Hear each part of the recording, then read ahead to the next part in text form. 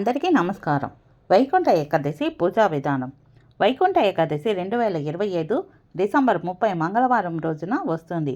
ఈ రోజున మహావిష్ణువు గరుడ వాహనం ఎక్కి 3 కోట్ల దేవతలతో భూలోకానికి దిగివచ్చి భక్తులకు దర్శనమిస్తారు.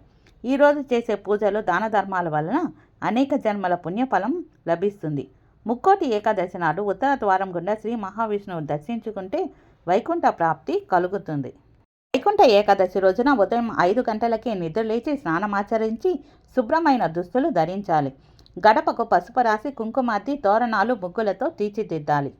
పూజా మందిరాన్ని శుభ్రపరిచి విష్ణుమూర్తి విగ్రహం లేదా చిత్రపటానికి పసుపు కుంకుమ చందనం పుష్పాలతో అలంకరించాలి. కలశం ఏర్పాటు చేసుకోవాలి. జాజి తామర తదితర కుసుమాలు తులసి దళాలతో మహావిష్ణువుని పూజించాలి.